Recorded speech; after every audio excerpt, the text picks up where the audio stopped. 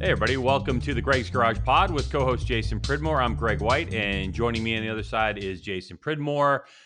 Pridmore, how is the recovery thing going for you, buddy? Good. Just I'm struggling with sleep. That's the biggest thing for me right now. And I've had a lot of people write to me and give me a lot of different little remedies, and I've been trying them. I've been giving them a go, and some nights I can sleep pretty good. And the other nights I'm just struggling. It's weird, Greg, 'cause it's not pain. I'm not hurting, to be honest with you. This has not been the case. It's just I just can't seem to. It's not even about my mind getting shut off. I just can't sleep. I lay there and I'm not really thinking about anything specific. But anyways, yeah, it's getting better. Collarbone's good, and I think that we'll start seeing some growth in my leg here over the next couple of weeks, which will be nice. I'll go get another checkup and kind of roll from there. Well, I'm bummed that you're not getting some sleep, but hopefully you're healing up well so you can get back on a motorcycle. And of course, you got to walk around the pits here in just a couple of weeks because MotoAmerica starts at the beginning of April. That's So exciting. pumped. Yeah, I think I'll be good by then. No problem. And yeah, I think I really do.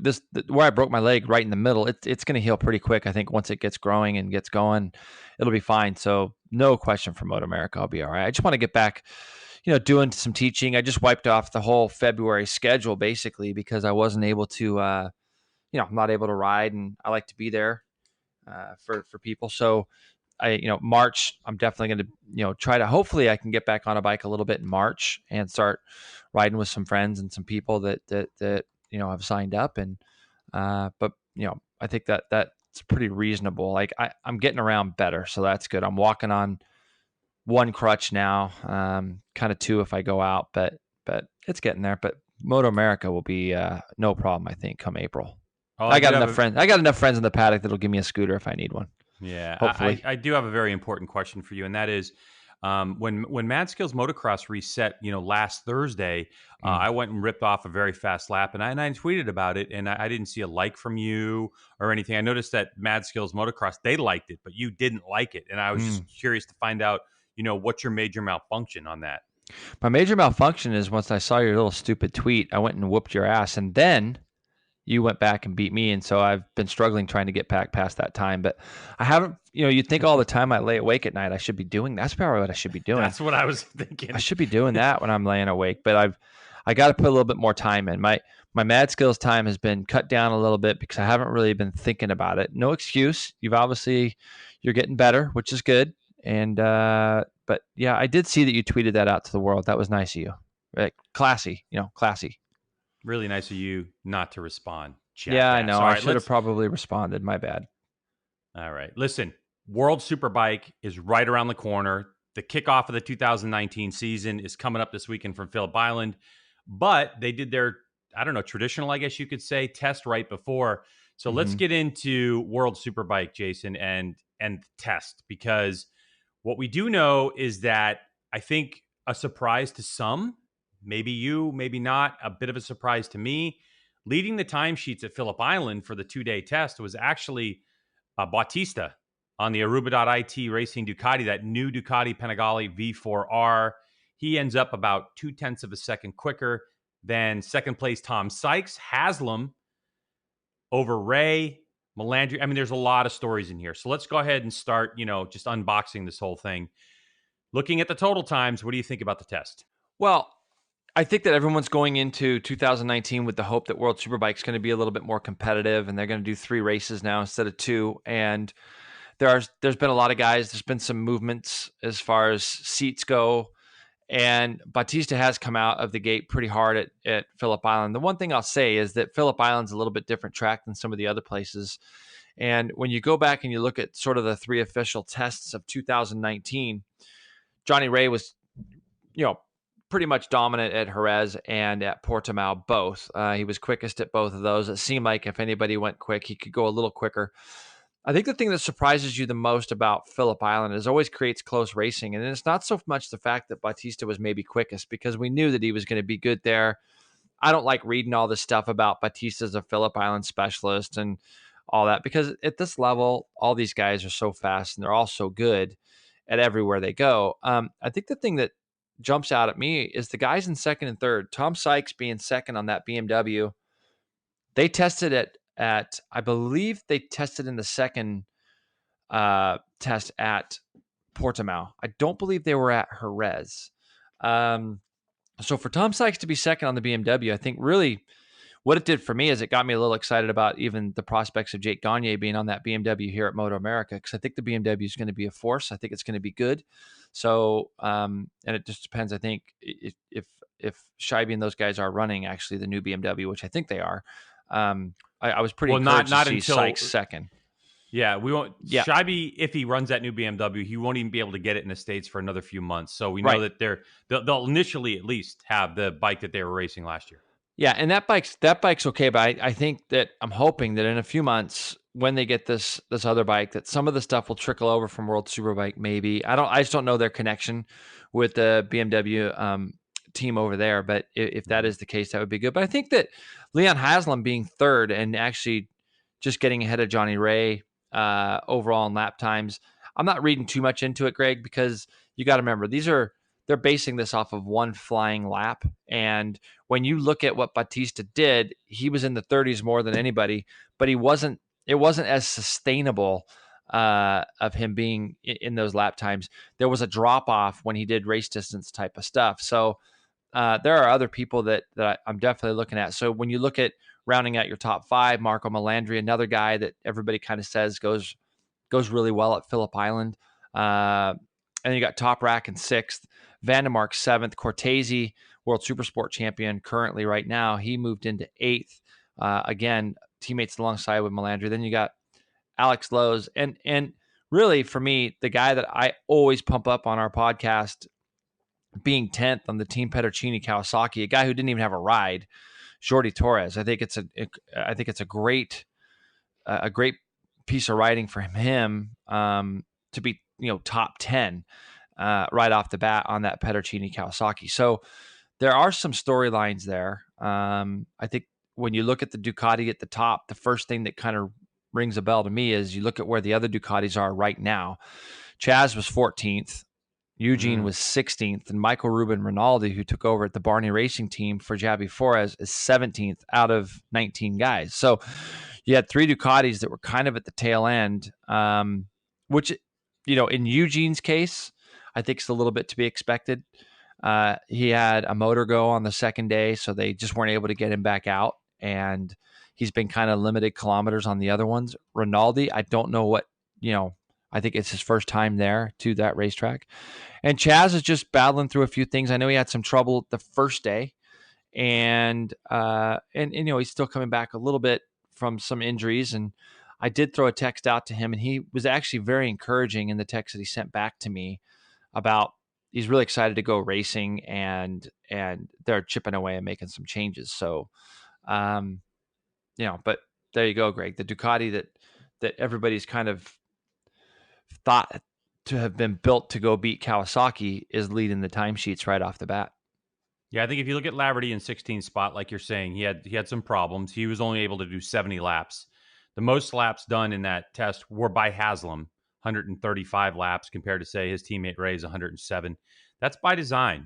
Haslam is out there to race. I get it, but he's also there to be a test mule in a way. And so if you look at the time spread, let's see, it's the first 8 riders. So Bautista, Sykes, Haslam, Ray, Melandri, let's see, Toprak, Vandermark, and Cortese. They all went faster on day 2. And, Bautista went 0.4 of a second. Some of them went a full second or even more faster. You get to Lowe's. Lowe's went faster on day 1, but, and that's somebody I haven't really mentioned yet. In 9th place is Lowe's, but you've got to sit there and say to yourself, well, he crashed twice on day number 2. There was definitely more speed in, and he still went a 131.168 to a 131.146 the day before. So I think if you were to look at this timesheet of the, Phillip Island 2-day combined test, this isn't what the race is going to look like, because we know that Lowe's has been like P2 the entire way up until the final day of testing. Well, I think the thing that you look at when you look at Alex, he had a big crash in turn 1, wrote the bike off. And then later in the day, they got him out, and he had a small crash in turn 4, both under braking. And they're looking for something there that they're not, the scary part is they're not really sure what caused it. So that's always a little bit of a concern. But he was in the 31s every single day. And at the previous two tests, he was second to Ray at both tests, both in Portimao and Jerez. So I think that that's what I mean. When you look back through this kind of sheet of what everybody's done, it's encouraging for all four of the Yamahas look pretty strong. I mean, you had four Yamahas in the top 10, top 9, actually. So that looks pretty encouraging for Yamaha on bikes that they haven't made huge like changes on from last year. They've done some little tweaking and this and that. They got a couple extra riders on the bike, so they're getting a little bit more data. So the Yamahas look strong. The Cowies obviously are going to be strong. We already know that going into it. So, this weekend, I think that the racing is going to be really close. I think that when the one manufacturer we haven't talked about here is Honda, because we haven't seen Camir or Chianari do any testing, official testing, but we know they've been testing. I think they've been doing some private kind of closed door testing.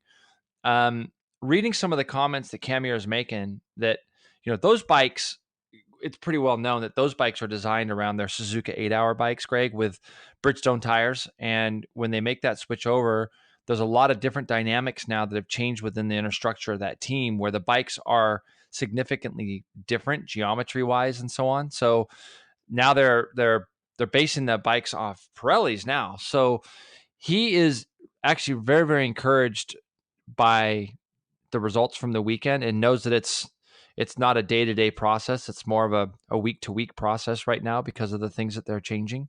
But Yeah, but he seems pretty encouraged. So Camier was 13th, Chianare was 15th.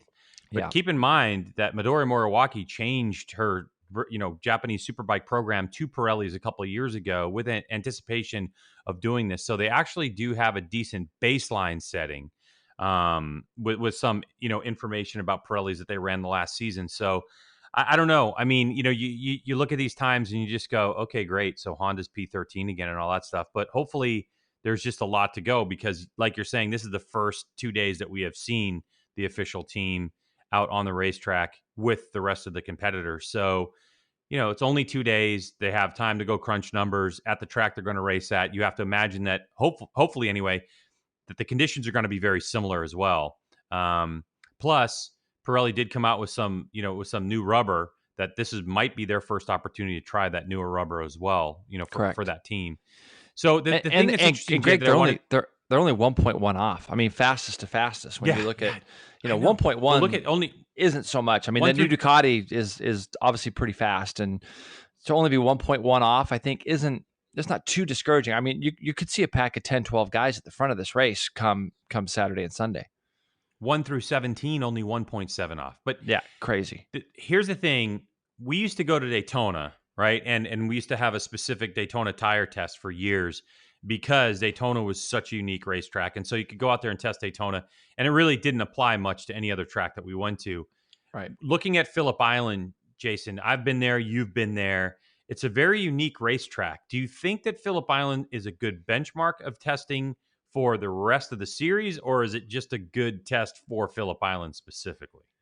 Well, it's a great point. And I think that the Daytona thing is very valid as well, because we would go there and then everywhere else we went, there was nothing like it. I do agree with you. Phillip Island's a little bit like that because it's so fast and flowing. There's not really another racetrack that I think that these guys go to that is like that. Even when you go to the next track, Thailand, in 3 weeks' time, it looks, I've never been there, but it looks very fast, especially the beginning of it. But still, nothing like Phillip Island. Phillip Island, you spend a lot of time on the edges of the tires through really fast corners. So getting that comfort level up on the tires, especially over race distance, I believe they do 22 laps at a time at that place. So I think it is going to be a little different, Greg. I think that you're going to see some changes, and I think that's why we see some guys up front that maybe weren't up front at some of the more technical tracks like Jerez and Portimao where they tested prior. So it might be a little bit of a specialty type of track itself, not so much to the riders, but to the actual racetrack. So you might see some significant differences between this and then, especially when these guys get back and they head over to Europe, some of the tracks that they go to there are quite a bit different than Phillip Island. And again, the one thing that you can't pull from when you look at this tests is a 22 lap race distance where race strategies and other riders interacting with each other, how that starts to play itself out. That's going to be the test. That'll be the data that will really mean something after they get that first little race in on Saturday, going into their sprint race Sunday morning, and then they have another extended race Sunday afternoon. So I think that Saturday's data after the race will really tell you where you're at with a lot of these different riders and things. To that point, though, Jason, if you look down the list, okay, let's just look down this. You got the Panigale V4R, unproven at race distance. BMW S1000RR, unproven at race distance. Technically, the Kawasaki ZX10RR, which is new engine configuration and so on for this year, unproven at race distance. The Honda CBR 1000, it's, yes, it's a bike that's been ridden, but this is Milwaukee, Althea, totally different. To me, unproven. The only set of bikes you have in the field that have data from race distance from the last season or two is going to be the Yamahas. Yep. Do you think that that's going to give Yamaha an advantage in the race when we get to, well, I guess Friday night here on the East Coast, Friday night on the West Coast, but really Saturday's race is over in Phillip Island? I agree. I think that you're 100% right. I think that the Yamaha riders all look very strong. And if you look at their times, those guys lived in the 31s a lot. And I think that when you see Sandro Cortese plopping himself there in 8th, kind of, I don't like using the word rookie, but new to World Superbike, new to Superbikes. I mean, you get all these guys, they can jump from bike to bike, and it doesn't really matter what size. I think it's funny when you call guys rookies that have been around as long as they have, and he's a world champion, right? But I think the Yamaha is very adaptable to riding styles, and I think it shows with these guys. Melandri hasn't really been that close at the other two tests, but again, another guy has ridden Phillip Island well historically over the years, as has Haslam, being up front. But you're right, Greg. I think that the Yamaha, and I dare to say that even though the Kawai's got some engine configurations and stuff, chassis wise, it's still pretty much exact same. So I think I'm sure there's been some tweaks and some changes, but I think Johnny Ray is holding his cards a little bit close to his chest. He knows why that Ducati's there. I don't think he was really going for an all-out lap time. And what I did come to read was that when he was trying to put in his long runs, there was a lot of red flags and little things like that. Because basically, if you tip over at a test, they red flag the session regardless of how serious the incident is. Well, plus there were birds. There were birds, as you know, Phillip Island. So birds were, there were birds that were landing that were causing red flags. There's just a lot of disruptions, during the course of the weekend. And I know it's hard to do it, but if looking at what we see, looking at the 3 tests that we've been able to distinguish and things, what I want you to do is I'm going to put you on the spot because you didn't even know we're going to do this, but I need a top 3 for the year, and I need a wild card pick of somebody who you think could shake up the order a little bit. In 2019. A top 3 what? What do you mean? Like in the championship? Top 3 for the season. Yeah, give me the top 3. Oh, you gotta be kidding me. Come on. Let's see what you got. Yeah, let's see it. You're supposed to be the expert. All right, so hold on. I am? I'm supposed to be the expert? Oh, okay. So top 3. Much. Hold on. I gotta get a let's piece figure of paper do here. It this so way. Which one of these guys card? would lap you the most in the course of a year? And it'd probably be a pretty easy one for you to pick out your winner. Oh, man, you know what? I wish I had some type of a sound effect, you know what I mean? Like to do off that one that I took out because everybody was belly aching. How about that one? A little ding. Oh, yeah, you're a real funny guy. Real funny. So, no, but all right, so hold on. So top 3 in the championship, and what was the wild card? Just give me a guy who you think, who's the guy this year that could maybe shake things up a little bit? Somebody that you think has the potential of maybe being a solid top 5 guy that maybe doesn't get talked about much or whatever. Okay. I'm going to do the wild card first. Do it. Okay. Yep. I really have a lot of faith and confidence in Laverty. I do. I think that if Ducati gets that bike sorted out quickly, I think Laverty's going to be throwing it in there and he's going to disrupt what could be the championship, because I do think they'll have up and down weekends on that bike just because of setup and new data and that type of stuff. So I just don't know. He's told us on the podcast how kind of close that is to the factory bike. But so my wild card's going to be Laverty. Okay. Mm-hmm. All right. championship.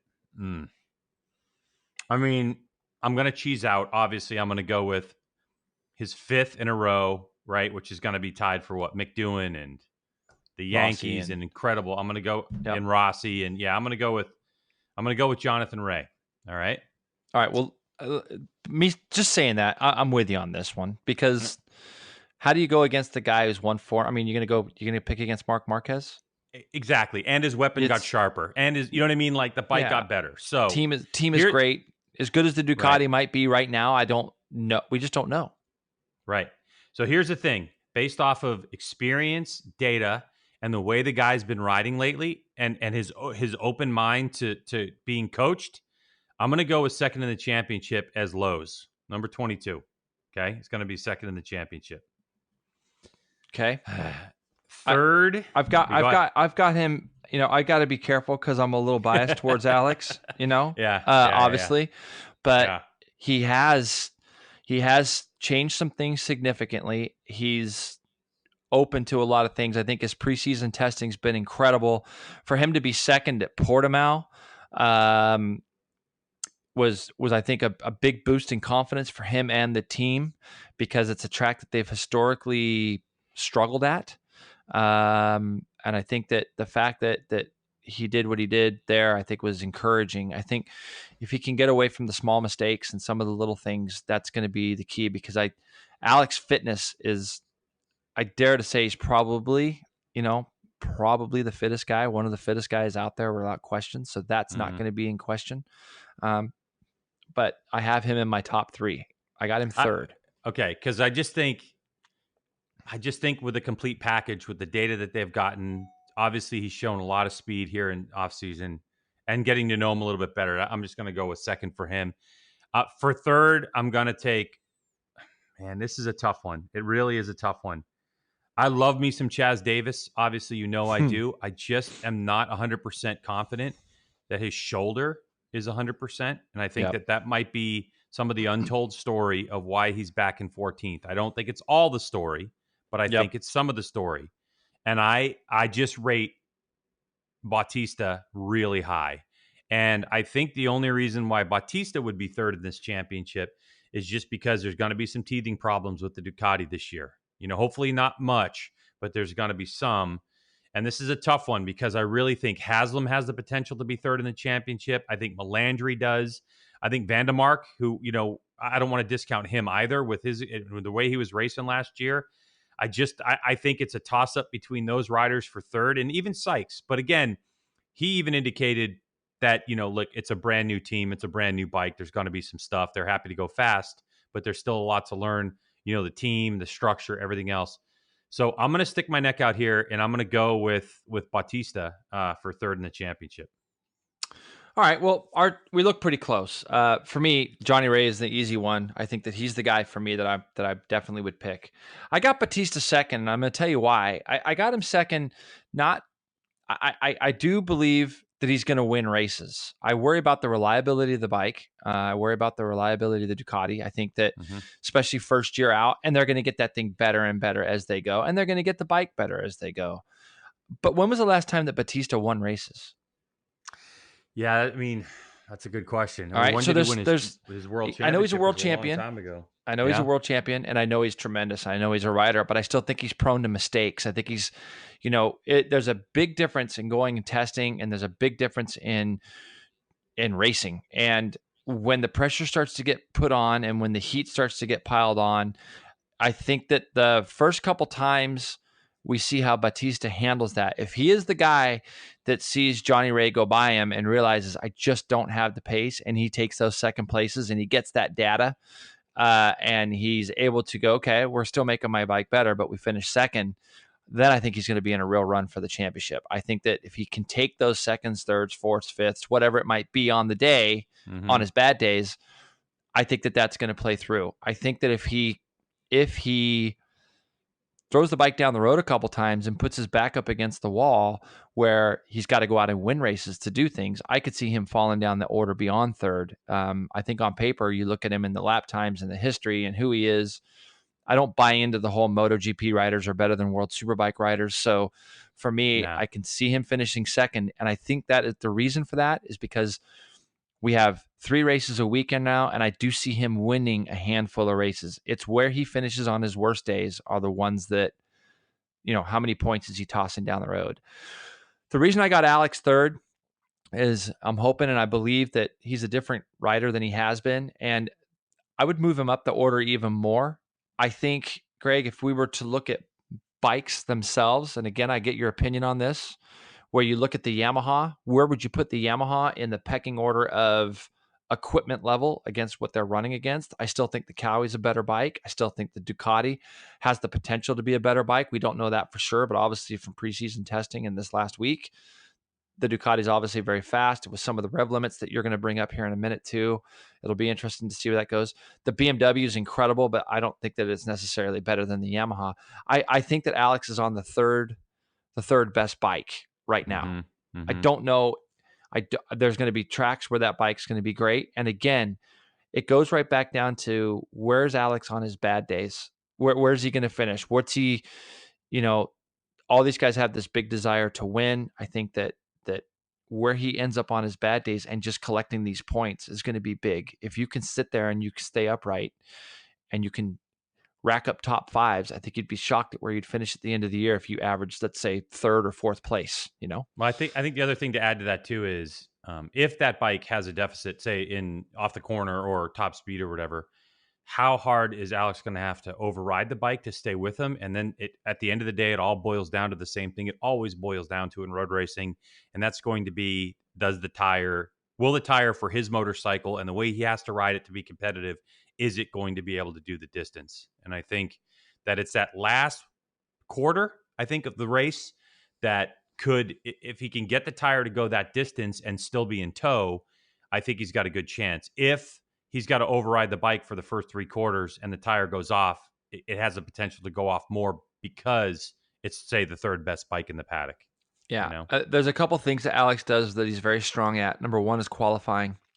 If he can get that good solid lap in this year with their qualifying format, wherever you qualify is where you start for all 3 races. So it's not going to be mixed like it was the last 2 years with their experiment that they did with reversing grids and things like that. So wherever you qualify it, that's going to be the thing. And he's very good on one lap.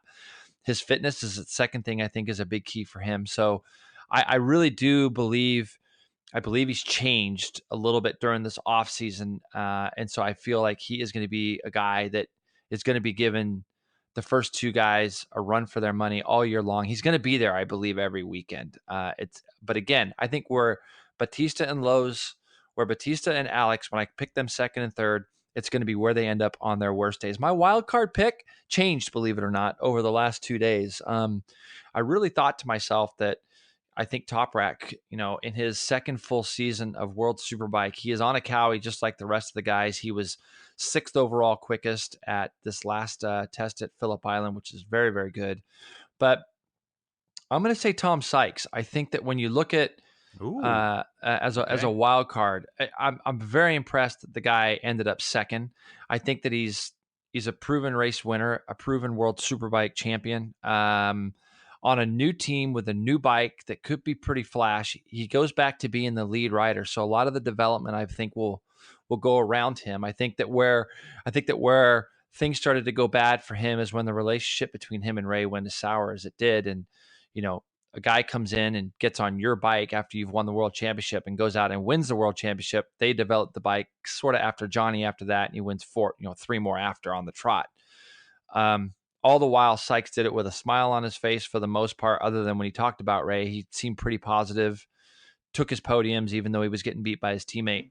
I kind of feel like he's at that age, too, where there's that little rejuvenation, Greg, where you get that little bit of like, I can still do this. And it had to make him feel pretty good, as well as the team morale in that garage, closing the garage after the second day being second overall. I could see him being up there a lot this year. Consistent guy, doesn't toss it down the road very much. He could be a wild card guy for my top 3. Okay, so let's do this. This is going to be the last question as we deal with this so I think we can agree regular podium visitors are going to be Bautista, Sykes, Ray. I think Melandri will be up there. Vandermark will have a few. Chaz will be there. Chaz. Lowe's. Okay. So looking down the rest of the list, and of course, I have Laverty and I have, and you have Razgatlioglu. So we'll take Topak out of the equation. For Cortese, Torres, Mercado, Camier, Chionare, Rinaldi, and Del Bianco. Mm-hmm. Of those riders left, who do you think could have one random podium, whether it's a dry, a wet, or you know what I mean? Like, who do you think that at the end of the year will be like, wow, that dude wasn't really expected to put it on the box because he's been running 10th the whole year and threw it on the podium? Who do you think has the possibility of doing that? Well, the guy who I would think that the most as far as quality of a rider and pushing and trying and everything else is Camier. I think Camier, yeah, I think that it would be, when they went to Thailand last year, I think he actually led the races at Thailand, the next track that they go to. If they make this bike a little bit better, maybe that could be the case. When you look at those riders, it would be hard not to pick him. That said, Cortese could be a guy as well, coming from World Supersport. He was on your list here as well, wasn't he, Greg, as far as that goes? In terms of randos, of kind of the other guys. I think Cortese could be a guy that could do that on any given weekend. I mean, you're talking, we could run into a weather condition where it could be raining, it could do something like that. Those would be the guys that I would probably pick as far as those two. I honestly think that if I was a team owner, if I actually was a team owner of a factory team, or if I had a seat available, Jordi Torres would be a guy that I would put on there. I think he's gotten better. When he came into World Superbike, he rode for the factory Aprilia team right off the bat. And he had a race win, I think, in Doha, but I think he's gotten better. It doesn't seem like he's got a lot of money behind him. He seems like he's kind of that journeyman guy who bounces around. I thought he did good on the MV. I thought he did good on the BMW before that, but he hasn't really been on the greatest bikes in the last 2 years, has he? Really? So and I think that he could have Pedercini's best year in World Superbike. I would agree with that. Yep. Yeah. It just, that's a real tightly budgeted team. And I remember when, I guess it would have been, let's see, Roger Hayden rode for him, I think was the time. And, I went to look at the bike and Roger's like, yeah, these forks are like 7 or 8 years old. It's not that he's trying to, it's just kind of the nature of the beast. But Pedercini has been there year in and year out. I just kind of great group of people on that team too. Oh, great group of people. Amazing. Yeah. Yep. So much fun. Fun. So, all right. Well, thanks for pinning me into the corner on that one. But, I think you did a good job, Greg, for you. I think you did a good job. Oh, golly gee willikers. Thanks. Let's talk about a hot topic that you and I have talked off air about, and that is World Superbike Rev Limits, because the list came out on the Rev Limits, and what we know is that any of the older models, the Rev Limits have not changed. And the idea behind these limits are to try to make the bikes competitive. What was a bit shocking was the new models and what they're doing. And in that, you have the BMW S1000RR, you have the Kawasaki ZX10RR, which is a new model, and then you have the Ducati Panigale V4R. Now, the idea is that you're going to have a rev limit based off of the stock limit. They increase it by 3%. They have an RPM where you have max horsepower, and then they set it. So I think the big news is that the BMW S1000RR is going to come in initially. Now, this can be changed during the course of the year at 14,900 RPM. The Kawasaki is going to be 14,600 RPM, where the 2018 model was 14.1, so that gets 500 extra RPM. The Ducati Panigale is the bit of a surprise. This one is coming in, they're going to start it at 16,350. So, Jason, I'm curious because the highest RPM limit we have is going to be the M4 MV Agusta and the 2018 BMW S1000R. Those come in at 14,950. And Ducati skips right over the 15,000s and into 16.3. I'm just curious to find out what your take is on this World Superbike rule and how it possibly worked into the test results that we see with Bautista. Well, first off, I hate it. I hate all of it anyways. I think limiting revs is a way of you can almost call it the Johnny Ray rule, right? I mean, they're trying to make racing more competitive and they're trying to keep it close. And I get all that. I do. I think that, and I can't speak for all of our listeners, but I want to see the baddest bikes out there. I want to see these bikes. I want to see them rev. I want to see these guys be able to I want to see the manufacturers build the best bikes that they can build. So I think restricting anything race wise, you definitely are walking a fine line as well, because no matter what, you could walk into the Yamaha tent, the Honda tent, BMW, whoever, and they're going to have a gripe about wherever their revs are. And these revs are based off of, when you look at the 2018 ZX10 and the 2019 ZX10, there's a 500 RPM difference. And it's based off of where these bikes come stock and what they rev to. So Kawasaki's up the revs, I believe, on their 2019 stock bike. So that's why there's correct. An allowance there. Okay. Mm-hmm. Yep. So when you look at this stuff and you go, okay, well, the Ducati comes and rings in at 16,350 RPMs. The next closest bike, as you said, Greg, is the MV Agusta. Now, I haven't seen the MV Agusta winning too many races or being up in the top 5 that much over the course of the last couple of years, or ever for that matter. So they're the next closest. After that, when you look down, you got the BMW. But the majority of these guys, when I was watching top speeds during the course of the weekend, and the one thing that you can't do watching a computer screen is seeing who's drafting and who's not drafting and that kind of thing down that long front straightaway. The Ducati with Bautista specifically, and he's a small guy. He was very good in the last sector. I get all it, but he was 10K quicker a lot of times than the next fastest bike on the track. Now, there were some guys that got their speeds up there a bit, and you got to think that that's a drafting thing possibly down the front straight.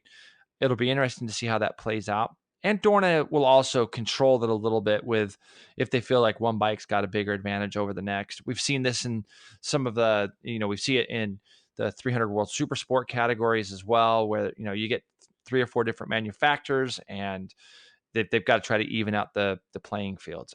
I get it. I really do. I understand it. But I think when we detune bikes to make racing more competitive, it takes away from the manufacturer who's worked their hardest to build the most incredible motorcycle that they can build.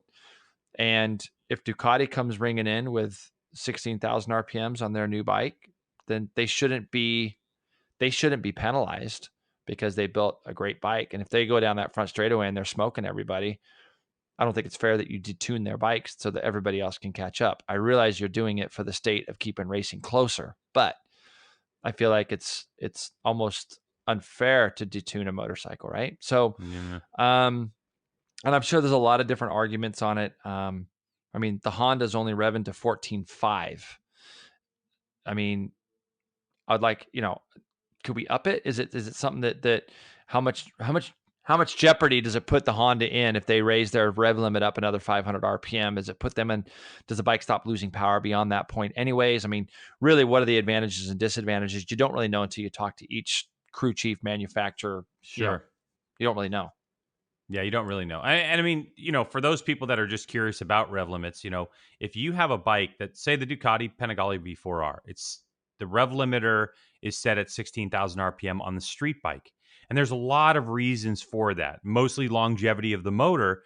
And so when we get to race trim, you kind of throw those out the window and you go off of a different set of parameters because you're changing engines more often. So the plus 3% for the Ducati would be 16.48. They say that makes max horsepower at 15.250. So that's why they're setting that limit at a 16.3. So you're only getting 350 extra RPM out of it. But that's why we do it. But yeah, that is the question with the Honda. But maybe it's because the engine of the CBR 1000R SP2 is older architecture. Who knows? Because we know that the Honda isn't like the rip-roaring fastest machine out there. So why not give them more leeway? But it'll be interesting to see how this works out. Just to get some perspective, the Ducati Panigale R, the twin, that RPM limit was set at 12.4. So 12,400 RPM. So you're talking nearly 4,000 extra RPM out of this V4R. It's a totally different bike. I get it. Totally different motor. I understand all that. But it's going to be interesting to see how that adjustment plays out, because if they find that Panigale V4R is way too fast and they drop a chunk of RPM out of there, that's going to change a lot of stuff. Yep. We've seen it done in Junior Cup.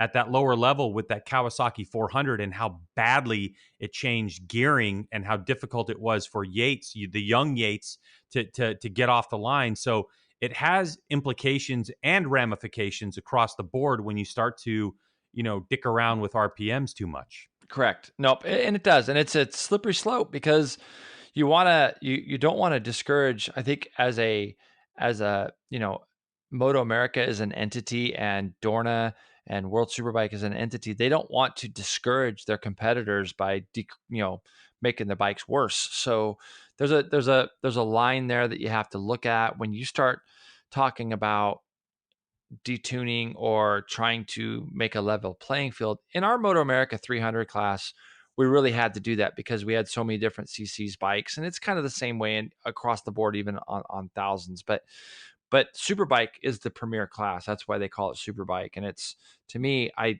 don't like the idea of detuning things and stuff. But I'm hoping that we just have a great year, and that hopefully doesn't play into things too bad. I'm hoping that they've got it right, and we'll see how it is. But I want to thank real quick. I want to thank RoadRacingWorld.com for the article that they posted, because they actually compiled a lot of this information together in terms of the old models and the new models, because we got the press release that was just on the new models. So thanks to RoadRacingWorld.com for putting that together. Yeah, great. I didn't get to see that one, Greg, but that's great of them to do that. Listen, also, while we're on the subject of Phillip Island, we're on the subject of things, the 600 World Supersport guys were out there as well, and girl, with Maria Herrera being there as well. And Randy Krummenacher, boy, he looks so much different without his beard. I saw an interview with him, and the beard is gone, so he looks a lot different. But him and his Bardal Evans brother's teammate, Caricasulo, were both first and second overall. And if there's a category right now that I think really needs some more diversity in it, and we really need to see World Supersport kind of get back to where it was, this is the class, because it has become a bit of a Yamaha race over there as well. The R6 obviously being such a kind of a great bike to start with on a 600. They were first and second. DeRosa, former 1,000 Superstock champion, was third, again riding for MV Agusta. So he was third, not that far back. Then we had the two teammates with a good friend of mine that owns this GMT 94 team, Christoph Gio, who he owns and runs the team. He was in World Endurance for a bunch of years there. They're no longer in World Endurance. It's going full on World Supersport now with Jules Clazel and Pierre Lari from France. They were fourth and fifth. And then you had Lucas Mayas, that former World Supersport champ from a couple of years ago. He's actually switched brands. He's on the Pacetti Racing Kawasaki now. So him and Okobu were sixth and seventh on Cowies. And then to round out the top 10, Hector Barbera, who was on that Kawasaki last year, he's gone now over to a Yamaha. He's in eighth. Gradinger is in ninth, and Sumer was the first Honda back in 10th. So you got four brands, Greg, in that top 10, which I like seeing. We're seeing some people cross over from Moto 2 and that kind of thing. You got Isaac Vinales is back in 12th. Jules Danilo, he's back in 16th. So you've seen some guys from some different series that have moved over. Even Ayrton Badavini, he's on a Pedercini Cowie, but he was way down the order. He was 20th. Maria Herrera, that was shocking. That was pretty shocking. Maria Herrera ended up 19th. She was 2.1 off the fastest. As far as looking at Krummenacher, she won a full second, from day one to day two as well. So you could tell that she was improving. Yeah, pretty rapidly. Yeah. But when you look at the top 20 right now, the top 20 are pretty much covered by 2 seconds. I still think that you're going to have those top 5, 6. I could see out of this group here, top 6 guys with Krummenacher, Caricasulo, DeRosa, Cluzel, Perolari. Perolari's a very young kid that did well last year, ran up front, and then kind of would kind of fall off at the end of the races. So I expect him to get better. And Mahias, I think, will do good on the Cowie. I think this year you have a chance to possibly see, 2 or 3 brands. I don't think the Hondas have a chance, but I think the other 3 brands really have a chance this year at trying to snatch something away, but it'll be difficult to race those R6s. Yeah, and I think MV Agusta, that F3 675, has got a good chance at it. I think the reliability has got to just continue to get better, and the riders need confidence in that bike, making it all the way every single race, you know. Hmm. But I think the real challenger is going to be the Kawasaki and the riders they have on it. And it's nice to see the field with more Kawasaki's in it. But are you surprised at all to still see the CBR 600RR out there racing? I am a little bit, and I think that when you look at Simon Buckmaster's team, the Landlord Insurance, CIA Landlord Insurance Honda team, he's got his normal 2 or 3 riders, I think, that they usually field on that thing, and usually it's a buy ride as well. Um, you know, I don't know. I don't know. Obviously, he's got some connections with Honda. There's another couple guys, Hans Sumer, who I said was 10th. I think I don't know. It's hard to imagine being able to base your season off of running a CBR 600 at this point. Just knowing how long in the tooth that bike is, so they could be working with dealers, or this team is actually sponsored by WorldSport Race Days. So, you know, I'm not exactly sure why you choose that platform to go on, but I think I am a little bit surprised. Greg, what about you on that as far as that goes? Yeah, I mean, I am. I just think that, and obviously in its heyday, the CBR 600RR was top notch bike. I mean, we Amazing. saw Josh Hayes show up, right, and lead some races on it in World Supersport. But with the advancements of the Yamaha R6, with the throttle by wire it has, and the fact that they introduced that new bike 2 years ago now, and the Kawasaki coming out with a newer bike that they've introduced recently, and of course the MB. I'm a little shocked that anyone would be on that bike, and so there's got to be something else behind it, because you don't sign a contract, I think, to get on a CBR 600RR saying, "Oh yeah, I can outride any Yamaha out there, or any Kawasaki out there." So, I mean, I like seeing the brand, in racing, but we also know that a lot of these brands are no longer going to be sold in Europe as Right. well, and Right. so it kind of puts that World Supersport Championship in question. And that really just has to do with the fact that the manufacturers are not developing the bikes any further, and there's the new EU restrictions on emissions that plays into it, and the bikes would no longer pass, and they don't want to modify them. Yamaha did; they stepped up and have, and I believe Kawasaki. That's not a new model just for the States, is it? The one that No, they, I think it's Europe spec. I think it's well, their bikes, the Europe spec 636 or ZX6 is different than it is over here. So I know it is a little Mm-hmm. bit different.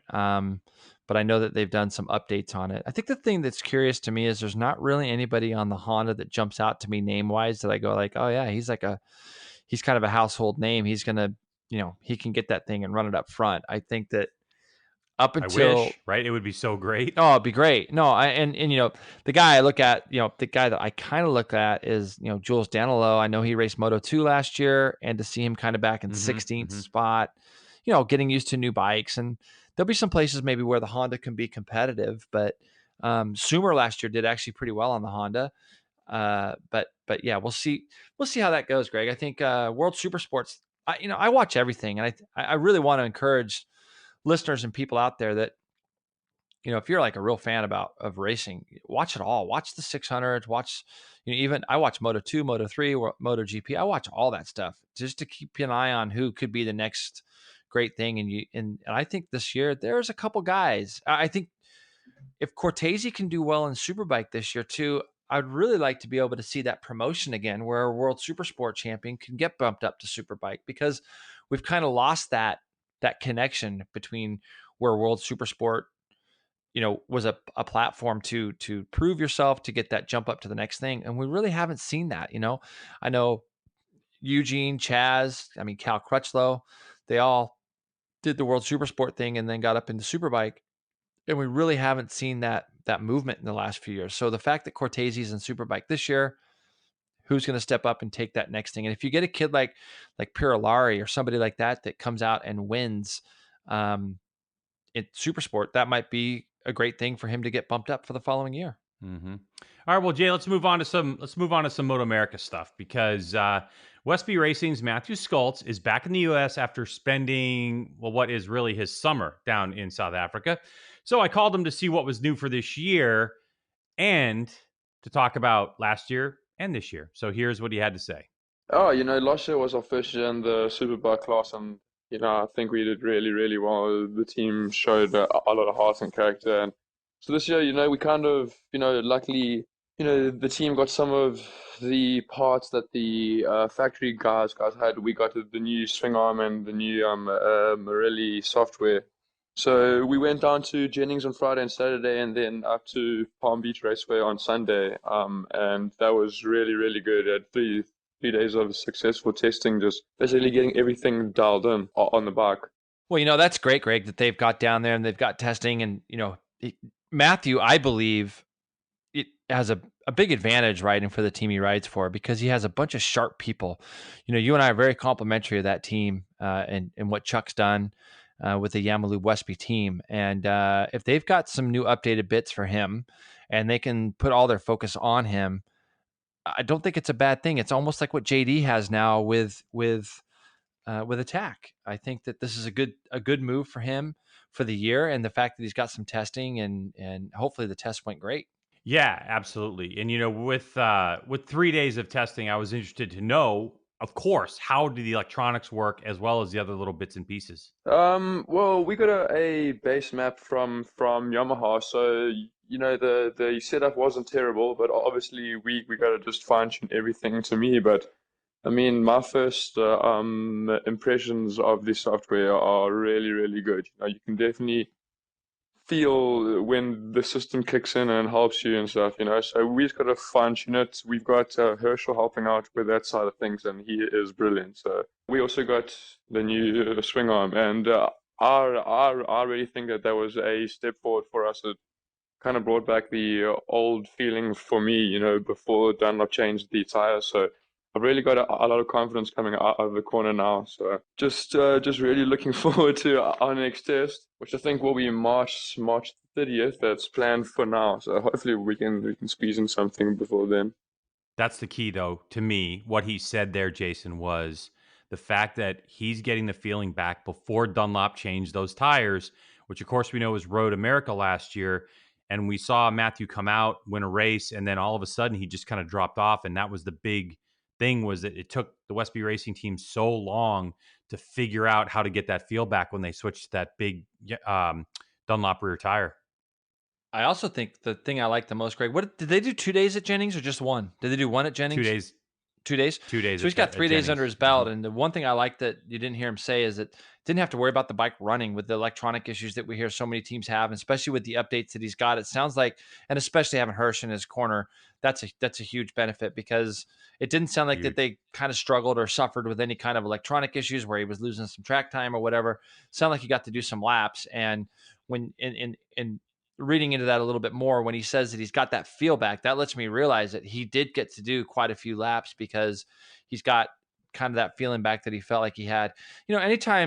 Anytime you change something in the middle of the year and it's not adaptable right away, and it could be for some, and it could not be for others, it could throw you for a loop, because then self-doubt comes in.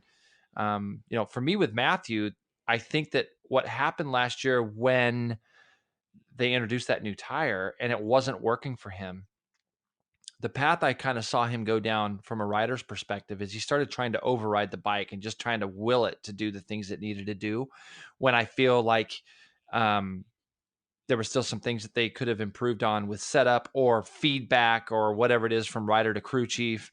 There was a certain amount of maybe a little bit of panic that got involved there. Mathew Scholtz, not only has he already proven it, but he's capable of winning races on any given weekend. I don't consider him an underdog. I don't consider him anything like that. He's got a tremendous team about him. So if he's got that feel back, Greg, that he had prior to that tire coming out, expect him to be another guy that's going to be running up front very early in the season.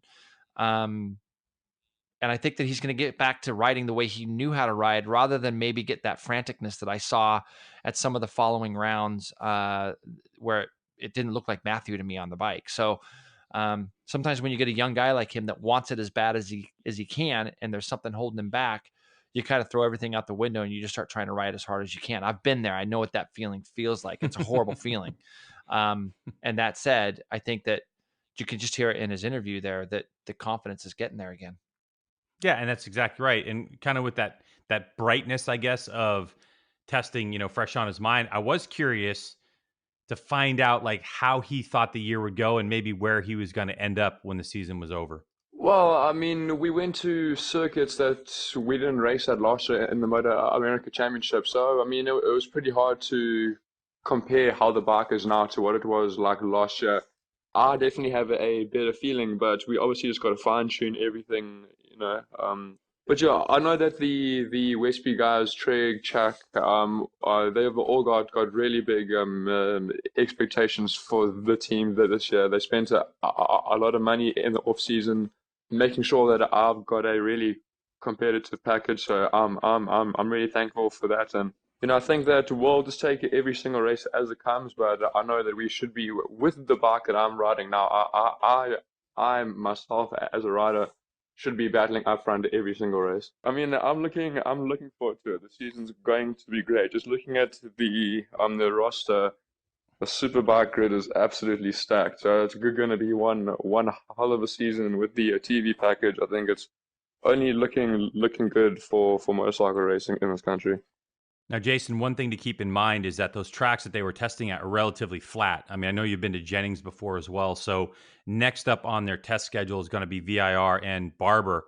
And that is specifically designed to get them up and down and try to throw as much of the bike as they possibly can to see how those electronics are going to react as well. Yeah, I agreed. And I think that when you get to some of those up and down tracks, some of the more physical tracks, you know, when I think about places like Road Atlanta and how physical they are, this he's fit. He's another one of our top guys that doesn't leave any stone unturned. And I think that it's just going to be a matter of him getting that feel back.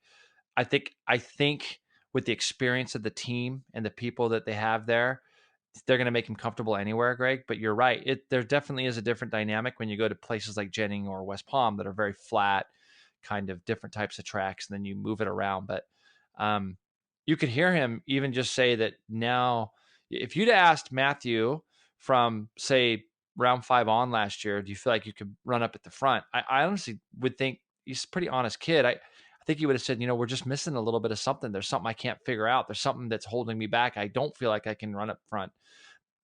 I think now, just listen to what he says. There's no excuses for him at this moment in his eyes. He feels like he can run up at the front. And I believe that's what you're going to see with him. And he's right, Greg, man. When you really think about it, you know, I talked about me not sleeping earlier. I sit up some nights and I think, man, the series this year, MotoAmerica Superbike Championship up at the front is going to be stacked. It's going to be great.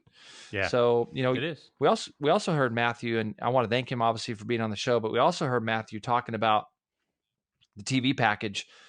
And on Friday, MotoAmerica announced another great way for people to see MotoAmerica in action. Obviously, we're going to be live on Fox. Now there's some streaming that they're going to be doing. It's a digital paywall, $50 pre-sale.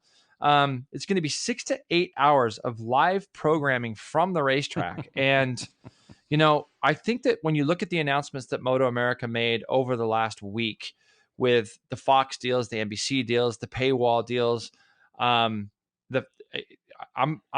very happy that we're all back. We had Hannah on the show last week as well.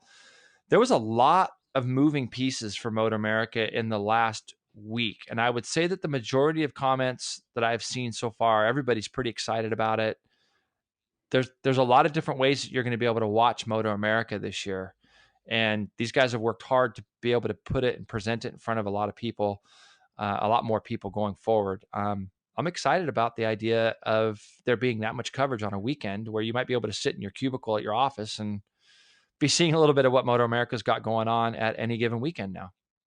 Yeah, I agree. And I most of the comments I read were positive. There are some people belly aching about the $50. And, you know, I mean, come on, dude, that's a couple of tickets and a meal, you know, that's a date night kind of money that you can get all year long. I mean, you know, if you're talking 6 to 8 hours of coverage, let me do some math here. Okay. So you're talking about 6 to 8. So let's say it's average of 7 hours a day of coverage, which seems like a lot. So let's go on the low end and say there's 6 hours per day. Okay. There's going to be what? We have 6 events are going to be 3 days. Is that right? Yep. Yeah. That's 6 right. events are going to be 3. And then the other ones. And then we're going to be 2. So that's how many we have? 4 at 2. So that's another 8. All right, so you're talking about 26 days of coverage at an average of, say, 7 hours of coverage, right? If you're doing that. Correct. So for $50, Yeah. you get 182 hours of coverage. Yeah. 182 hours. So, I mean, seriously, Yeah. who's belly aching that they're spending $52 for 182 hours of coverage? I mean, it's just like, I don't know, seems like 27 cents an hour to me. Well, I mean, I don't know. The thing that's funny to me is that when I look at, we're following a principle of what MotoGP's done, World Superbike's done, and that kind of thing. For the amount of stuff that I could pull up on a MotoGP website right now, and I don't even I get that automatic renewal every year, so I don't even know what I pay now. I think it's $130 a year or something like that, or 130, Something like that. 170 whatever it is, maybe, or something. Yeah. I don't want this getting back to Dorna or the people that matter, but it almost seems too little, because I get I can go on there and I can watch the races anytime I want with the no spoiler part of it. So I can miss the races. I could be anywhere I need to be, and then I can still come back and watch them. I watch all the qualifyings, the practices, the interviews. There's just so much information that's there. And I believe, now we got Dylan Gray involved, which is going to be great. I think, who's been just so much knowledge. He's been in the MotoGP paddock and so on. He's energetic. He's going to be fun to listen to. It's going to be, I think that all the boxes have really been ticked off in this particular time for what looks like 2019 is going to be as far as TV package wise. You're always going to get haters. It doesn't matter who you got out there. Everyone's going to bitch and moan about this or that. But overall, this is a huge step forward, a gigantic step forward to what we had. Yeah, and it falls right in line with what MotoAmerica wanted to do in year 5. I think they had to take a big jump to get there, obviously, but they are there, and it's a critical year, I think, for road racing as the motorcycle industry is looking around, saying, okay, what does have value here? Supercross ratings are a little bit down. They moved to NBCSN, but they're starting to build again. You have flat track, you have all. So in a weird way, road racing competes, with Supercross, with flat track, and any other discipline that's out there for overall budget for these manufacturers to spend going racing, because there aren't as many motorcycles being sold as there was, say, 12 years ago at this point. So I think it's the right move, getting people out there. I think when you go from, your first screen device, which is going to be your television, to your second screen, which is going to be your computer, to the third screen, which is really what they're formatting this live streaming for, which is going to be your phones, your tablets, those types of things. Making it available is key. And I think the other thing to recognize too, Jason, is that, we have Fox Sports 1 in the States. Yes, we have NBCSN in the States. But I talked to MotoAmerica, wanted to confirm with them about this. There is absolutely no geo limits to buying this package. So if you're somewhere around the world, you can get this live streaming as well. So now all of a sudden overnight, we open up MotoAmerica, practices, qualifying, racing, and everything to the entire world. And I think that's fantastic. It's great. It's a huge commitment. And, I think that it's going to bode well for our series. And you really, when you look at what manufacturers have asked, because I'm involved with a little bit of knowing some of the stuff that's going on, as are you, these guys really have done everything they can to draw the manufacturers back, in the sense that the manufacturers have asked for certain things. And when you look at what Wayne and Chuck and Richard, all the guys there at MotoAmerica have done, they've really complied with doing whatever they can to meet the needs of each manufacturer as best they can. So, hopefully, Greg, this is going to entice more going forward into 2020, but this is going to be a big year for us in the paddock, and from a coverage wise, and from an announcer wise, for us individually to make sure. I think that the racing is going to be great. I think we've got all that stuff covered now, and we've got some guys on some different brands bikes, and I mean, with Kyle Wyman on a Ducati, there might be some new eyes on us, so it could definitely bode well. So I'm excited about it. Me too. And the helmets will be off the riders, and you'll get to start to develop personalities, do those things. Because at the end of the day, people root for people. They don't root for machines. Some do, but at the end of the day, it's going to be people. All right, Jay, let's leave that aside and let's go over to Supercross, because it was some race in Dallas, was it not? It was definitely a race and a win for the ages. 0.028 win for Cooper Webb over Ken Roczen, the closest victory in Supercross in history. I know you watched the race. I thought it was a spectacular race by Cooper Webb. He just methodically worked his way up front, but I'm interested to see from an actual real motorcycle racer like yourself what you thought. Well, I think that we're going to have one of those years that we've seen in the past. I was so lucky to be there when Jeremy McGrath won his first race ever at Anaheim, and then he went on this insane run. We've seen it from Ricky Carmichael. We've seen it from James Stewart. We've seen it from Chad Reed, Dungey, where all of a sudden something clicks and somebody just gets to be a little bit above the rest. And now I think that Cooper Webb could literally start to look at, if he's in the top 5 off the line, he's going to win. I just think he's got more pace. It could be a number of things. This is a guy that came from winning 250 East, I think, Supercross Championship a few years ago, and then went to the factory team to run the 450s, and really a lot of injuries, kind of fell off the face of the planet a little bit, gets signed by KTM, comes out and has won 4 races now, and is now leading. What is he, second in the? Is he second in the points now, or is he? I thought he's leading the points, but no. Webb took over the points lead by 2, so he's got 2 over Roczen, and then Musquin's only a couple points back from that. Yep, that's exactly right. And so when you look at it, I think that he was so far back at one point. He was so far back, and makes his way through 4.5 seconds, maybe a little bit more than that. I think, Greg, I think it was like 6, I believe. Because I remember when it came down to like 5.7, I'm like, hey, he's going quicker than the leaders. And there was like 10 minutes left in there. And then all of a sudden, as can happen in Supercross, if you miss one little rhythm section or anything like that, big chunks of time can be taken. But even his pass for the, in the last corner, it was clean. There was nothing dirty about it. It's the last lap, last corner. You got to have a go. And he could have cleaned Roczen out. He didn't. He made it fair. He made it to where it was kind of a bit of a drag race to the line. And but I think that the rest of the guys are in a lot of trouble. Roczen, who I think that every one of us want to see Roczen win a Supercross race again. He's been a model of consistency this year. I don't know what in his mind what he feels like he has to do to win. He dominated that race for so long.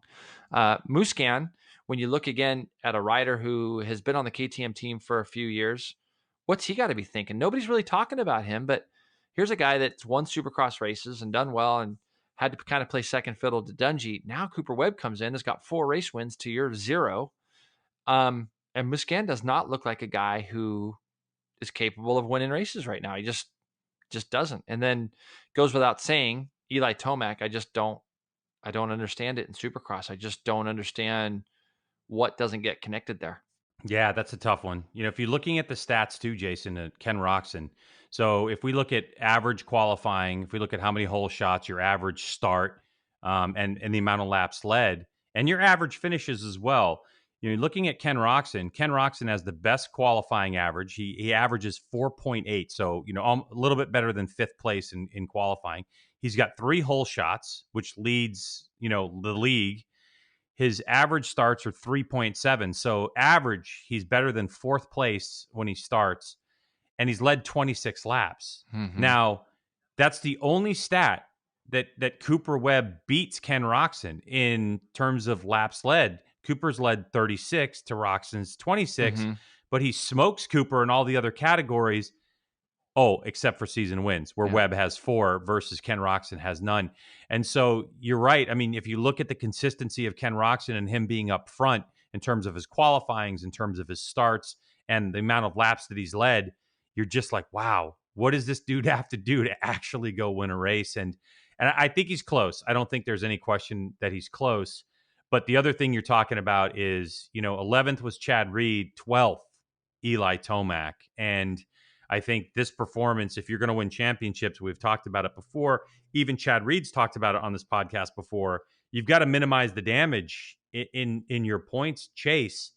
And Tomac now is 16 points adrift, and finishing back in 12th was a big disaster, I think, for him and the Kawasaki team. It's so weird because all the crashes that he has are like little nothing crashes. Even last year, they were like just strange little crashes that he has. And once Roczen got through to the lead, which was a great pass for the lead, it's like Tomac was trying to go with him and kind of cross ruts. Doesn't even cross rut, just never really made it out of the rut. Kind of got off the inside of the thing and tucked the front and yeah, it was just very, very, very strange to see him kind of floundering back there and finishing 12th. I mean, he was getting passed by everybody towards the end of the race. I don't know if the bike was tweaked or bent or whatever the case might have been, but yeah, it's very interesting. But it's been what a great season for Supercross. I mean, great season for Supercross. Great season for Supercross. Yep. Now, of course, Chad Reed and I had a conversation this week as he's a regular contributor, Jason. And before I get into the soundbite with Chad, I wanted to ask you something. You know, in road racing, you remember the racetracks, don't you? I mean, obviously they don't really change. So, yep. You know, if I said to you, you know, whatever, Mid Ohio, if I said to you Road Atlanta, you just, you know, said to you Phillip Island, you know these racetracks, you know. But the interesting thing about Supercross for Chad Reed is it's not necessarily the racetrack that he remembers over the years, but that's just kind of a preamble to getting caught up with Chad Reed about his 11th place finish. You go to all these stadiums and you've been there so many times that you kind of know what's coming as far as, like, for me, it's never like a track layout. It's always dirt, you know? Like, I always feel like when I go to Detroit, Dallas, you know, Houston, Daytona, like, it's always like your memory of it is how the track and how it breaks down and things like that. This year, Dallas had completely new dirt, which was different than, you know, any other dirt that we'd really ever used in Dallas. And yeah, I just struggled. I struggled with feeling. I struggled with traction. And I could never find, like, speed, you know, like I would, through practice and qualifying, I'd jump in behind the good guys and try to get a little bit of a toe and try to figure out, like, what I was doing wrong. And it was just, I just really struggled to put it all together. And it never came around. And that was, like, really frustrating. It's been a long time since I've, you know, not been able to somewhat just, you know, catch fire or catch a little bit of speed at some point. And the main event, we made a big change. We changed up some stuff on the front end of the bike, and it helped me in a lot of ways. Like, I felt like like the turns and everything like that happened more naturally, but still I wasn't able to produce speed. So honestly, 11th, not happy with it, you know, but, like, that was all I had. That was just, it was like, I felt like I scrapped out in 11th place, and it just, you know, like, I come off the track proud of the fact that I rode my butt off for 20 plus laps, but just kind of scratching my head thinking, man, like, where did the speed go this weekend? I just didn't have any. So, yeah, it is what it is. You know, you just proud of my ride and the fact that I just fought and didn't give up and just ride around, you know, like I still fought for it. And, you know, as it worked out, I mean, one of the title contenders, Eli Tomac, you know, like, was worse than me. So, and he's supposed to win these things. So, so it just kind of shows me that I wasn't alone, you know, like, it wasn't like you know, like, obviously a guy like, you know, like Eli is not exempt from the same issues that I can also have. So that might be a little bit of that insight, Jason, that you were talking about. Maybe, you know, just showing up with different dirt and trying to get those settings right and just never quite can get it, you know? No, these guys talk about that all the time, though. Like, some places they go, it's hard pack. Some places they go, it's loamy. You go to Daytona, there's a lot of sand, and, you know, they put sand sections in some of the stadiums and things. So that doesn't surprise me. The thing that's funny about the tracks is what I really come to find, and I learned, is that every track, when they talk about the tracks, these guys don't really. The coolest thing for me about Supercross, I always thought, was how cool is it that every week you get to ride a different racetrack? Because I wish I could have that benefit from a road racing standpoint. It'd be great if every week I could go ride a new track. But the thing is that a lot of the jump sizes and things, they're measured out to be the same size as everything. And then they just kind of change the way the turns and things are week in and week out. So the triples are a triple.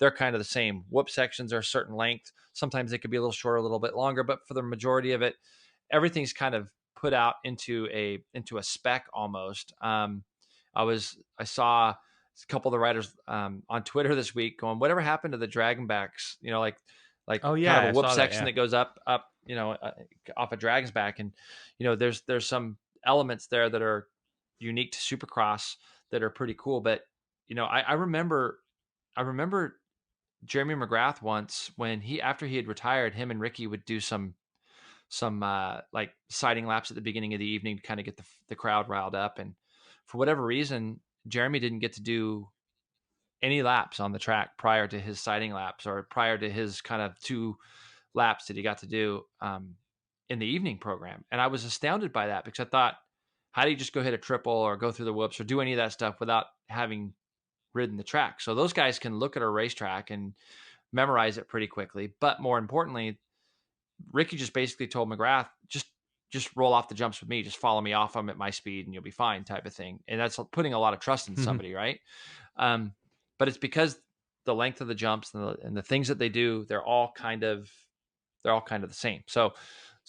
But yeah, listening to what Chad says there, it has to be frustrating because I know you talked to him, and I'll let you get into the next question with him about something that he talked with us last week, right? About his starts. Because did you see his start in the heat race? I did. Yeah. I mean, yeah, and he talks about that because that was really key because if you didn't listen to last week, when Chad was talking with us, he does it a lot in his car. It's a great, time for me to get him. And he was on his way at that moment to the race shop to look at solutions because at that time he hadn't gotten good race starts at all. Yep. So, I said to him, hey, Chad, the last time we spoke, you're on your way to the shop to the boys to try to come up with some solutions for your starts. How did it go?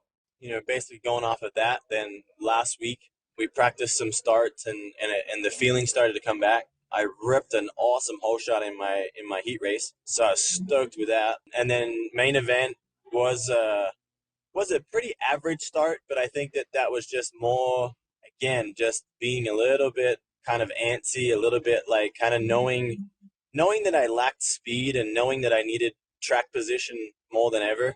I think I just put a little bit too much emphasis on that start again. So yeah, I think that 50-50. One good start, one not so great, and that beats where I've been at for the rest of the year. So I think that I feel good about like what I learned last week, and I'm just sticking with that and just continue to try to make that better and just be more at ease and trusting what I learned. Yeah, so that was an awesome start in his heat race. So it was a great start. And if you look at like the lap times from last week, and again, we can say this about Cooper Webb, he didn't have the fastest lap time last week in the race. That went to Ken Roxon. He was the only guy that got into the 49s. He went 49.5. Marvin Musquin went 50 flat. Cooper's fastest lap was a 50.2.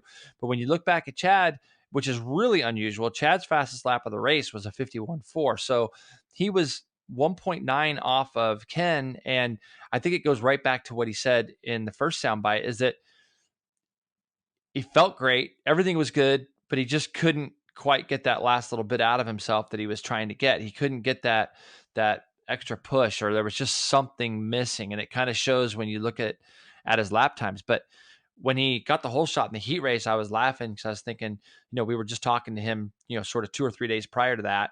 And obviously they found something, because it was great to see. And you could hear the crowd was so pumped to see, Chad get the whole shot and lead there. So, man, if he could just find that, I can hear and I can feel the frustration in his voice, even though he says it with kind of a smile that, he gets those starts. He wants to go with those guys now, and he's pulling a lot of positives from things. And I know he's not happy with 11th, but it is great to see him get those starts and hopefully start to contend. We're all pulling for him. Going a little bit further into the weekend, Greg, you had a pretty solid weekend. I got to give you a little bit of credit. Would you move up 6 or 7 spots in our fantasy Supercross here, our Rocky Mountain ATV Motorcycle Fantasy Supercross? Greg was like 8 spots. Where were you? Like 30 something. Now you're up to. I'm looking. You're up 25th. I still quicker for me to go. I was 33rd. You were 33rd. Now you're 25th, and it's still quicker for me to go from the bottom and work my way up to get to you. So. Shut up. It's pretty good. You scored 59 points on the weekend. And Greg, to be fair, let's see, you got 165. Well, you're only 31 out of 10th.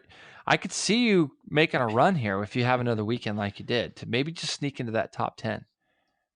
And how come you haven't talked about your performance?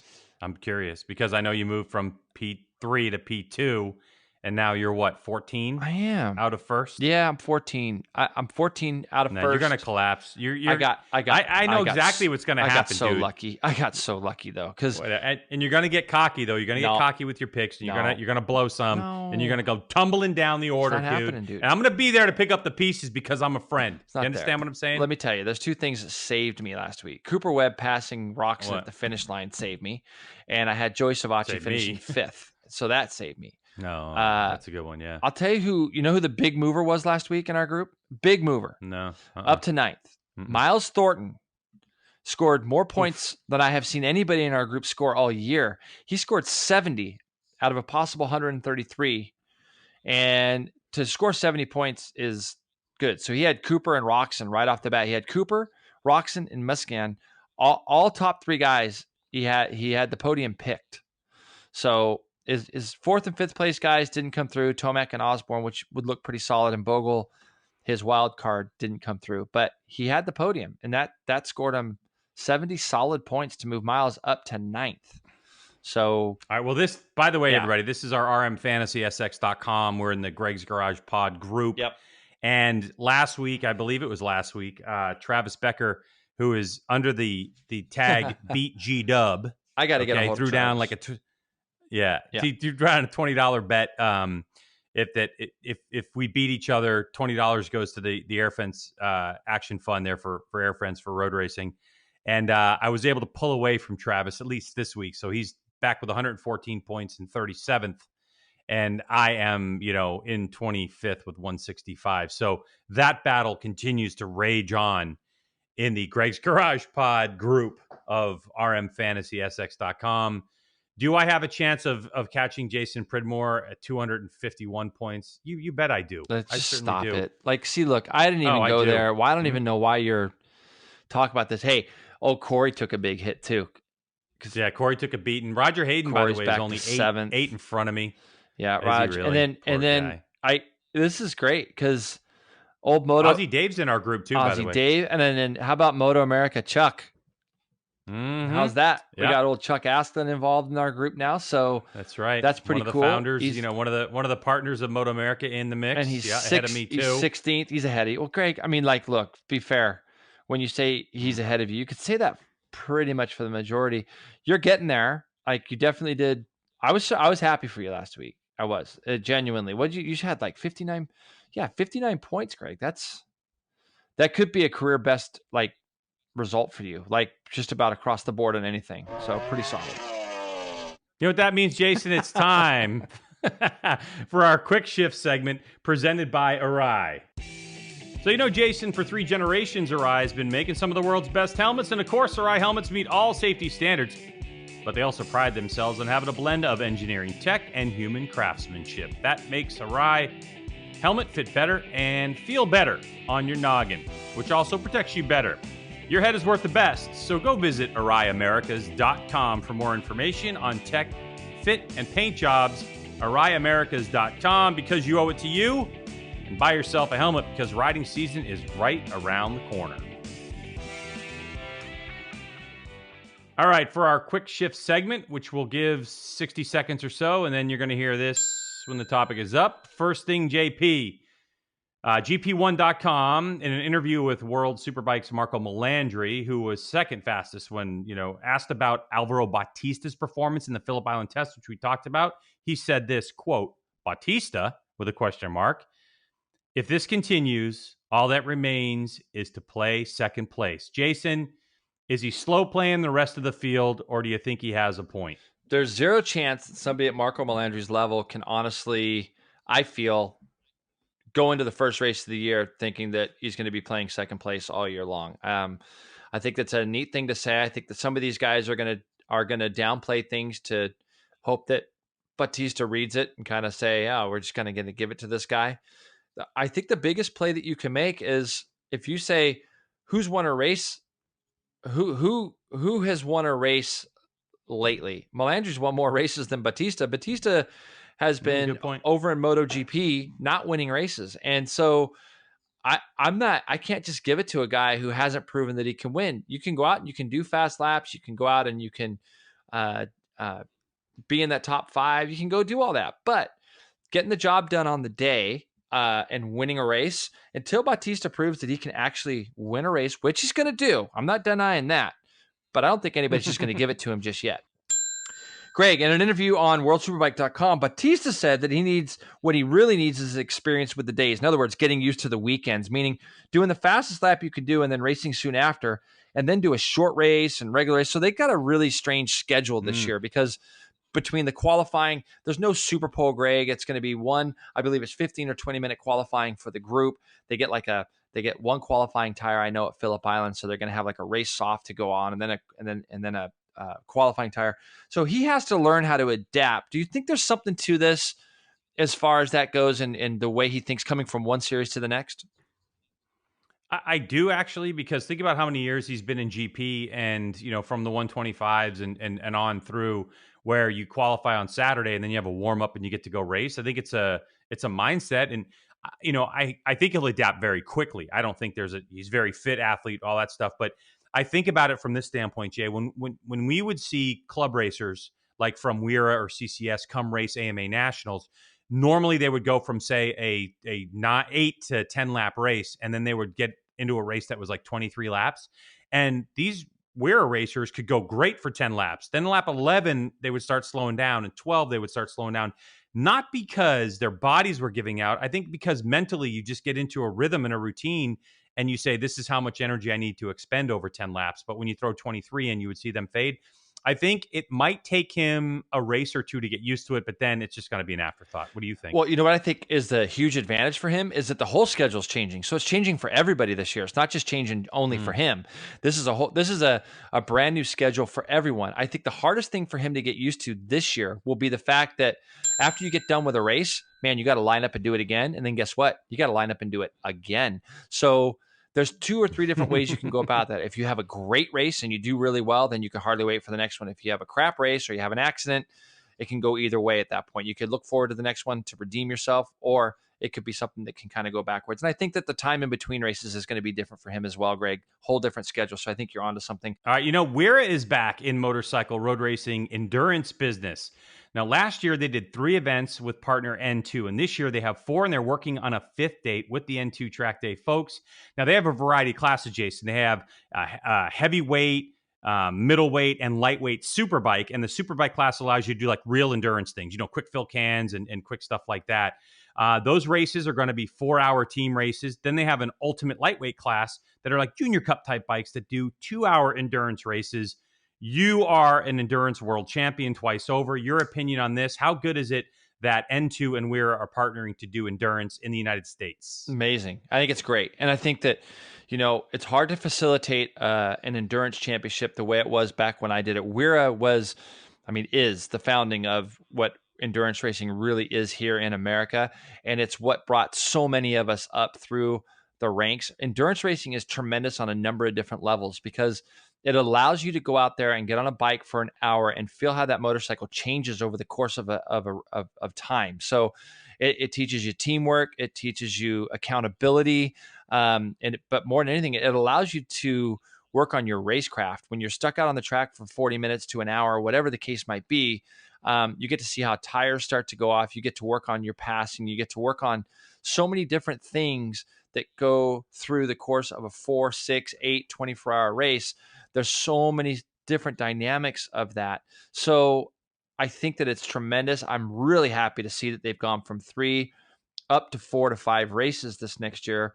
My biggest question is, Greg, are you on your fitness thing? Are you going, when are we doing one of these races? We need a Greg's podcast motorcycle to go do a race. I think 100%. Don't you think? 100%.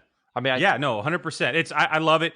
I have, I'm part of a team that won a national championship way back in the day, endurance, and I'm a huge fan of it. No better way to learn how to race a motorcycle. So were you in catering? Were you in there catering? Where were you?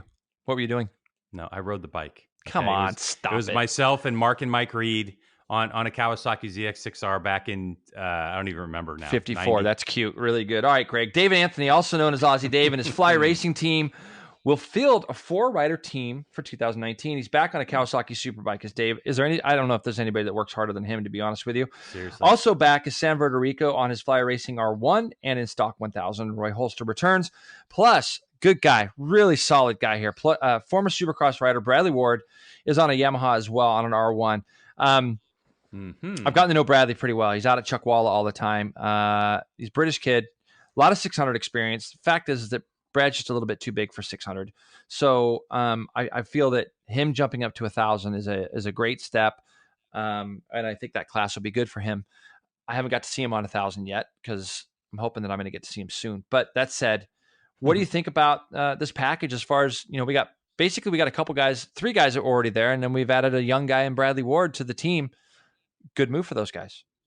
Yeah, I love what David Anthony does. Now, I don't know if he's bringing 2, transporters with him, but he had 2 at the end of the last season. So optically for the paddock, it helps having those 2 big transporters. But I think I love what David Anthony does. And I think the day that David decides to hang up the leathers, it's going to be a shame for us. But also, I think he's got the capability of running a tremendous team, that could be very competitive if all his energies were focused. Because, the guy works on his bikes, build motors, works on getting the transporters there, everything. So I love the fact that he's going to have a presence, and the fact that we haven't talked much about the Stock 1000 class. The Stock 1000 class this year is going to be just packed. Going to be loaded. Packed with people. It's going to be loaded. We haven't heard what the defending champ Andrew Lee's going to do exactly just yet, but it's going to be packed. Yeah. And you know what, Greg, just getting back to the Aussie Dave thing, I think the only thing that I hate about this deal, this is sound weird. Dave Anthony can ride a motorcycle. He can ride. And I get frustrated the fact that he's got to wear so many different hats. I know. He's still a young enough guy, but I get to see him ride a lot still. And I've watched him a lot over the years, obviously. I remember when he came here, and I remember actually being on the track with him a little bit in 2008. He can ride a bike, and I'm a little bit bummed that he's got to wear so many different hats on a weekend, because I think that he could get that Kawasaki a lot closer up front if he had a little bit more resources around him, and a little bit more time to work on himself and be a guy that can focus on just his racing. He can ride. So that's the only detriment to this that I see. The fact that he'll be able to transition right over into a team owner, I think after this is great. What he's got with Fly Racing has been good. So all that is tremendous. But man, from a selfish standpoint, I'd love to be able to see the guy just focus on his racing. Yeah, me too, because he could easily be a consistent top 5 finisher if that was the case. All right, so that's going to be it for our quick shift segment presented by Arai. And as we get close to the end here, I'm going to add a new segment, Jason, the race calendar. So just so you know, this weekend's motorcycle racing looks like you have AMA Supercross that's going to be in Detroit. Arena Cross stops in Salt Lake City. And, of course, World Superbike in Phillip Island. But unfortunately for you GNCC fans, it looks like the Big Buck GNCC that was scheduled to be in Union, South Carolina, back here, we're getting tons and tons of rain. So the opening round of the 2019 season, that has been canceled due to crazy amounts of rain. A rescheduled date will be decided later. But Jason and I both, he actually mentioned it earlier, we encourage everyone to get out of your house, get off your device, and go to a race, any race, motorcycle race. Watch it live, because every single race series that has 2 wheels needs your support. So go watch a live race. Right, Jay? Yep. Couldn't agree more. It's a lot of fun to be able to do that. So hopefully everybody has a great week. I can hardly wait till Friday gets here so I can start watching Thursday. I'll get to start watching some World Superbike, and the race season is upon us. It's started. It's great. It is. And make sure you text me too, because I'm actually going to be working this weekend. I'm commentating an archery series, a tour that happens. And I'll be in Foley, Alabama on Friday and Saturday doing that as well. So I'll be having to sleep overnight while the races are going on. So I'll have to check up with them later. All right. Perfect. Cool. Well, thanks, Jay. It's been a fun hour and a half plus. And everybody, thank you so much for the download. Please, if you like this podcast, share it with everyone you know. If you have questions for us, go ahead and send them. We know that there's some questions that are coming in, and we will definitely get to those over the course of time. So thanks for checking out the Greg's Garage Pod with co-host Jason Pridmore, and we will see you next time. See you later.